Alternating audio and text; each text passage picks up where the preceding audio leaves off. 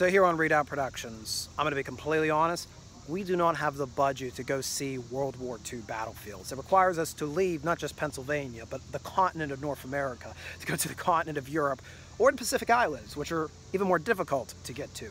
But I do want to cover World War II more on this channel. It's been a time period we've been surprisingly neglecting, because we usually talk about the 18th and 19th century in American military history.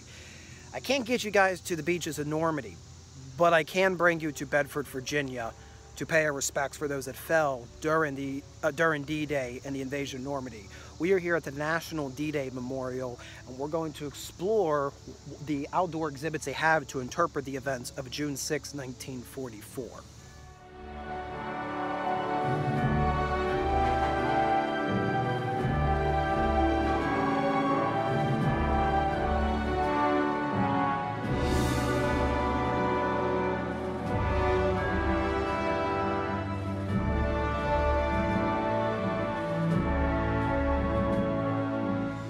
So we are visiting the National D-Day Memorial in a rare light. I mean, literally, the sunlight is setting and we're still visiting. That's because this is a one-time-a-year event known as No Excuses Night. And this is to commemorate the unofficial end of World War II, the atomic bombings in Hiroshima and Nagasaki. So they're open through 8 o'clock tonight, which works perfectly in our schedule, allows us to visit more sites here in Bedford, Virginia, and get to do as much as possible in one day.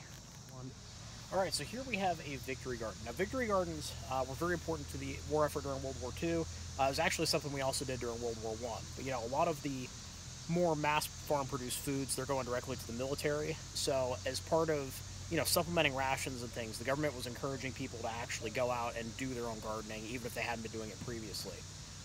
And actually, by 1944, I think it was like 20% of the nation's produce was actually coming out of victory gardens. So these were major, you know, benefits to not only the civilian population, but ensuring that our men overseas were actually getting the food that they needed.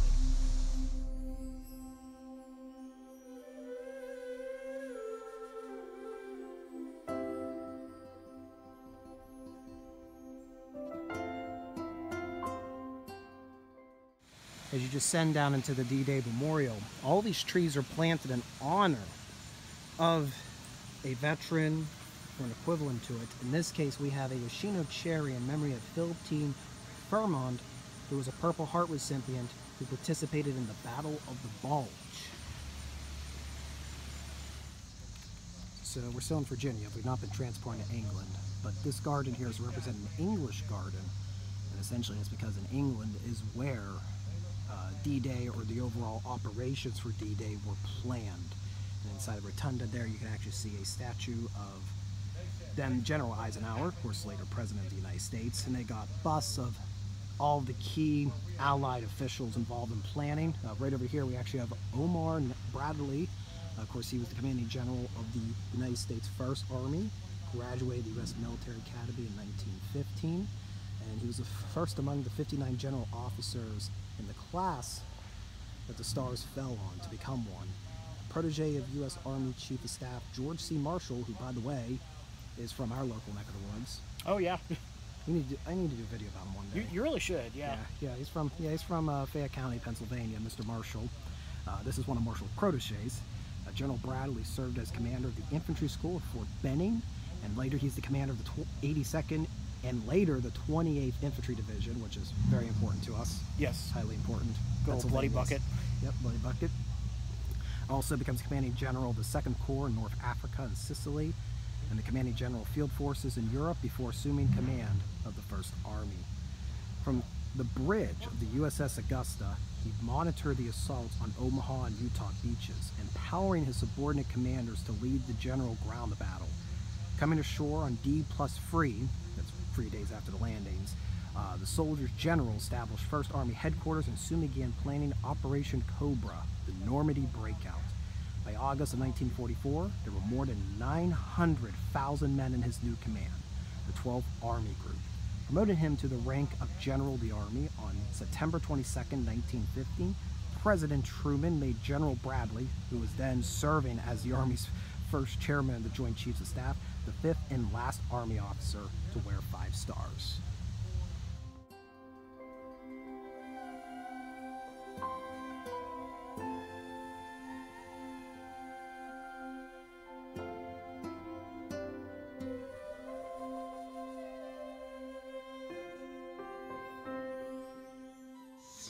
Now over here we have a breakdown of all of the units that are going to be involved in the actual D-Day operations, both on the ground and in the sky and on the waters. It is kind of covering all branches of the military you can imagine. We have no time to delve into all of them. I will draw direct attention, though, to the 29th Infantry Division, sometimes also known as the Blue and Gray Division. The blue and gray symbol they have as their insignia is to represent the American Civil War, as this is a division largely made of Virginia National Guardsmen. It will later include Delaware, Maryland, New Jersey, also from DC. They sometimes even put some guys in from New York and Pennsylvania and Ohio, but really it was based on National Guard units in Virginia, like here in Bedford, Virginia, where Company A, the 116th Infantry Regiment of the 29th Infantry Division, were located. So, if you hear about the Bedford Boys, which we've either posted a video about now or are about to, that's who they're tied with. And it's ultimately why the memorial's here in Bedford, Virginia, and not on the National Mall in Washington, D.C., because Bedford, Virginia suffers the highest losses of any single community of the United States of America due to their ties with the 29th Infantry Division, which are one of the main units that make the landings on June 6th. Also joining them, at least for the United States, was the 1st Infantry Division, the Big Red One. So, at least for the United States, predominantly it's going to be the 1st Infantry Division and 29th Infantry Division. You'll hear about when you hear about beaches like Omaha Beach. We mainly talk about the Civil War here on the channel, and well, there are ties to it with World War II, because the 29th Infantry Division carried on a lot of direct names and references, and you can see that in their certain nicknames. Like we got the 115th Infantry Regiment, 29th Infantry Division, rally round the flag, and they were from parts of Maryland where some of the fighting occurred. Of course, you have the 116th Infantry Regiment, which claimed to carry the Stonewall Brigade lineage. Yes, that brigade of Virginians that General Jackson commanded during the American Civil War, the 116th Infantry Regiment claims over. That also means that the Bedford Boys were part of the Stonewall Brigade. And if you look down here, we have a continuation of the 5th Maryland 175th Infantry Regiment, one of the older military organizations in the U.S. They go all the way back to the American Revolution. You can read a little bit down here about more of them. And for those that don't know maybe too much about D-Day, but have watched the movie Saving Private Ryan, well, you will recognize the 2nd Ranger Battalion. This is the group that Tom Hanks' character is actually attached to when you see the Omaha Beach landing. And these guys had a very particular assignment. These guys were essentially supposed to try to take the cliffs known as Point de Hawk, which was not necessarily the most funnest achievements to do, because you had to go right up a steep cliff. Because the theory was that there were all these heavy German guns on this peninsula that shoot it out from the rest of the Normandy beaches, and they had to be neutralized. Well, the 2nd Rangers, they scale those cliffs. It's brutal. They get up there, and they discover that actually all them guns they feared were never there, and actually were much more interior in the German lines. In any case, the 2nd Ranger Battalion will continue fighting deeper and deeper for the hedgerows to actually neutralize the guns they were initially sent to take. It says here it was 155 millimeter howitzer that they were battery that they were sent out to take out.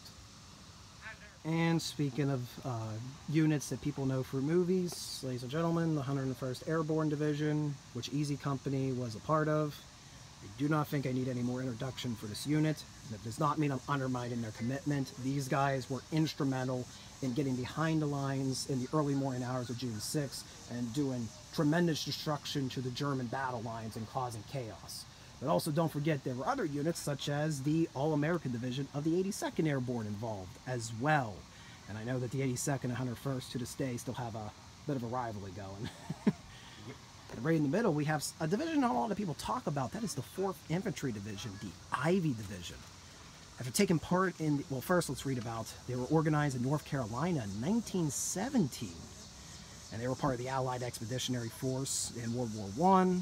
Were involved there and reactivated for World War II at Fort Benning, Georgia.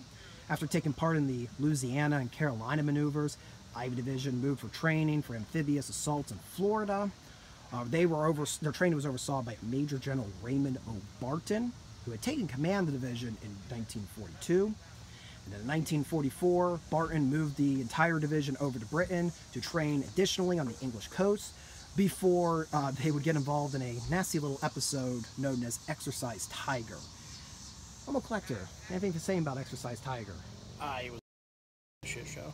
Yes. Yeah, German torpedo boats basically show up and attack the training force. There's hundreds of casualties. It's a major... About 700 casualties. Yeah, it's... Fatalities. It is a major black eye to the planning efforts for the invasion. Occurs in the end of April 1944, right off the South English coast. It's a complete disaster, and truthfully, Exercise Tiger actually suffered more casualties in that event than the Americans would suffer on Utah Beach. Yeah. It was bad. Yeah, it's kind of crazy to think about, because again, this is supposed to be a safe zone. They're right off the British coast, and these German torpedo boats, E-boats as they're called, were able to come in, launch some torpedoes, and get away. I don't think that the boats were ever tracked down. Yeah. So unfortunately, the 4th Division were having to be stuck involved in that, and actually, the Bedford boys and men of the 29th Infantry Division had just trained earlier in the day and kind of had a front row seat to disaster. But as we go down here, unlike the 1st Division's Omaha Beach assault, the 4th Division attacked the Utah Beach with a column of regiments. It began as planned at 6:30 with the 8th Infantry, followed by a battalion of the 22nd Infantry. But those units came ashore nearly 2,000 meters south of the designated landing area. And it actually took, yes, Brigadier General Theodore Roosevelt Jr. To lead the first wave of the assault to get them reorganized. Recognizing German defenses deployed at the site of the erroneous landing were weaker than those intended, General Roosevelt turned the mistake into an advantage. And this is actually why Roosevelt Jr. receives the Medal of Honor. I think is that the only case of a father and son both having Medal of Honors? It's one of the only ones I'm aware of. Probably the most famous one. Yeah. The division's rapid seizure of the westward invasion area contributed much to the success of Operation Overlord. So, you don't really hear about the Ivy Division, but they played a very important part in D-Day. They have here on display an interpretation of a grasshopper, and well, you can tell it's not a fighter plane. These were used during the invasion operations during D-Day, really to provide surveillance, for have an aerial perspective of what was happening on the ground, and to let the Allied commanders know if they had to direct artillery to a certain place on the beaches. The way they would identify this is, in addition, of course, you could tell it's an American plane. You got the star. You'll notice there's these black and white stripes. All planes involved with the Allied forces on D-Day, they're all going to have these black and white stripes, so those on the ground can tell that this is a friendly aircraft, because there's so much flying through the air on June 6, 1944. So it's very, very fragile. If this gets shot by one bullet, it's very likely going to start. It's going to start sputtering. So not used for combat, but this was very important to provide surveillance for the Allied command to know what was happening on D-Day. Also, according to the placard, I can hit a speed up to 75 miles per hour. Not too shabby.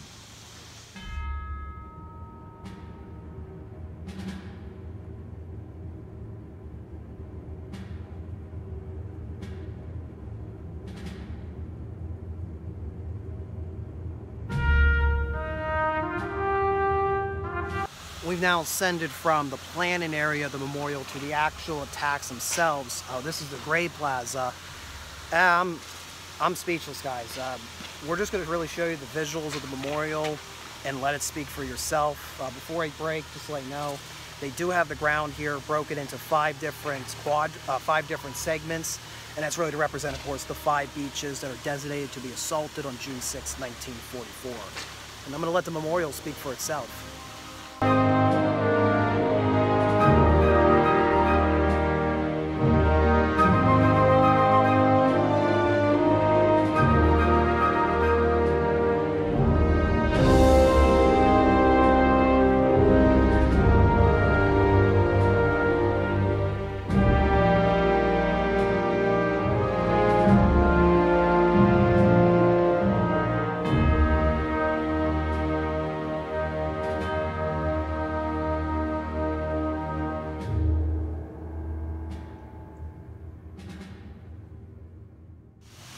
Keep in mind, although this is the National D-Day Memorial here in Bedford, Virginia, in USA, it doesn't mean the memorial designers forgot about all the countries involved, because this was a collaborative effort across the world, which is why D-Day is such an important moment in human history to cover in detail. There is a wall of honor of every name that can be identified that lost their life on June 6, 1944.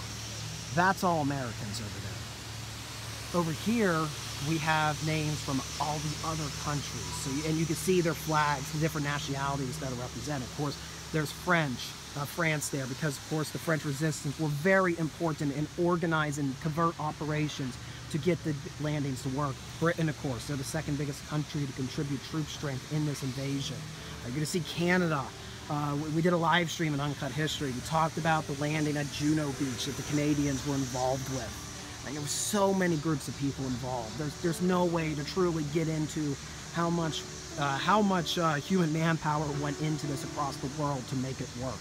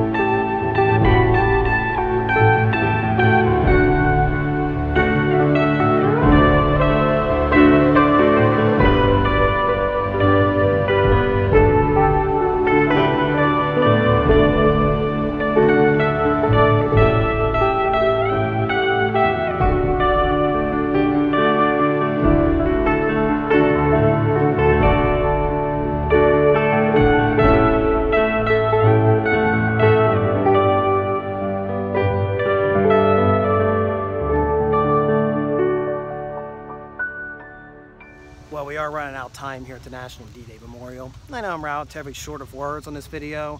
I could have gone into an in-depth coverage about all the plans on D-Day, but there's many other YouTube channels out there and many other historians who have a better knowledge on this event and can give you a more tactical perspective. But I've always wanted to come and visit this very moving tribute to all that was lost on June 6 in 1944. And it's important to remember that though we lost so much that day, that allowed for the Allied forces to ultimately achieve victory in World War II. So it's important we recall these events, so hopefully we never have to repeat them again. Well, thank you guys for watching. Be sure to subscribe before you depart today. It allows you to follow us in our future adventures. Consider hitting the like button as well. So lets the algorithm know you do want historical content. You want to be reminded about these very important events so we can learn from them. So we never have to repeat this again, these harrowing moments on D-Day. Thank you for watching, and see you next time.